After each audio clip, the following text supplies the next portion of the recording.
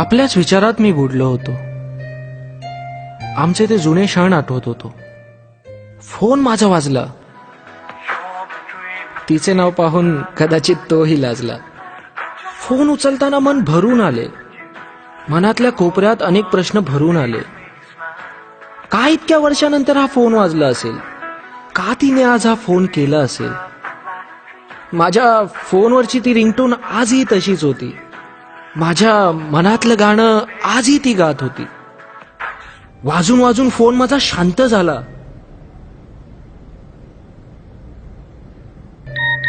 पुढच्या सेकंदाला एक मेसेज आला. मनातली गडबड थांबवत मी तो मेसेज ओपन केला. अर्जंट काम आहे, भेटायचंय तुला. नेहमीच्याच ठिकाणी. मीही लगेच रिप्लाय केला.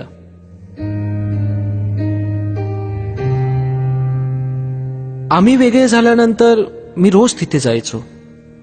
मोकळ्या बाकड्याकडे रोज बघायचो. उद्या ती भेटणार या विचारांनीच मी वेडा होत होतो. तिला पाहण्याच्या विचारानेच दुसऱ्या जगात जात होतो. मन पुन्हा पुन्हा एक प्रश्न आणत होतं. का तो फोन आला असेल? परत एकत्र यावं असं तर तिला वाटत नसेल.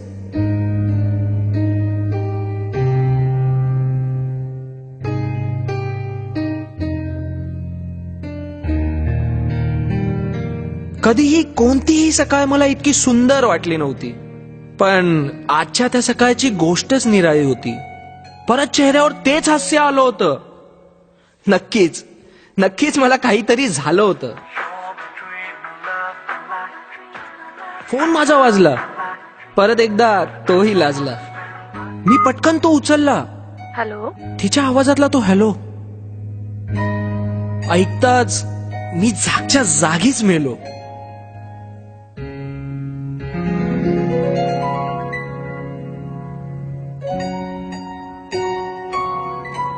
स्वतःला सावरत थोडासा बावरत पोहोचलो मी आमच्या नेहमीच्याच ठिकाणी. पाऊल आत टाकताच झाल्या जाग्या त्या जुन्या आठवणी. टीनेज मध्ये असतात सगळ्यांचेच इगो हाय. टीनेज मध्ये असतात सगळ्यांचेच इगो हाय. त्यानेच होते चांगल्या नात्यांची आयमाय. तसंच काही आमचं झालं होतं. ते दुःख आमच्याही नशिबी आलं होतं. आता त्याचा विचार करून काय फायदा, जे आधीच झालं होतं. तीच जागा, तेच झाड लपलं होतं सावली आड. नेहमीसारखा मीच लवकर आलो होतो. दर मिनिटाला घड्याळाचे काटे बघत होतो.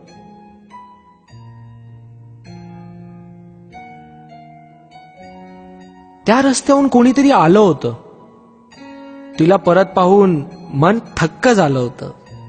माझ्याकडे बघून हसणं, इतक्या वर्षांनंतरही तितकंच सुंदर दिसणं. हळूहळू ती जवळ येऊ लागली. माझ्या हृदयाचे ठोके चुकवू लागली.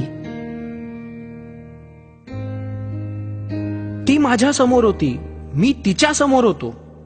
ज्या कट्ट्यावर बसून आम्ही भरभरून बोलायचो, आमच्या मनातले प्रत्येक गुपित खोलायचो, तिथेच आज काही मिनिटं शांतच गेली.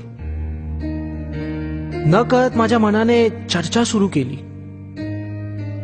शेवटी मीच काही विचारायचं ठरवलं. विचारलं, कुठे आपलं ते प्रेम हरवलं? एक शब्द नाही तिने उच्चारला. मला वाटलं, गड्या तू परत हारला. हात तो तिचा हळूच बॅगेत गेला. काहीतरी आहे माझ्यासाठी विचार मी केला. गिफ्ट तर नाही, गाजरचा हलवा तर नाही, रेड रोज तर नाही. आतुरतेने जीव माझा गेला. अस्वस्थ मी उभा राहिलो. ती उभी राहिली. वाटलं आता एखाद्या हिंदी पिक्चर सारखं आम्हीही गळ्यात पडू, ढसढसून रडू. पण तसं काही होणार नव्हतं. कारण आयुष्य असतं कारल्यासारखं कडू. काहीतरी दिलं तिने माझ्या हातात. त्यानंतर आयुष्यच पडलं माझं.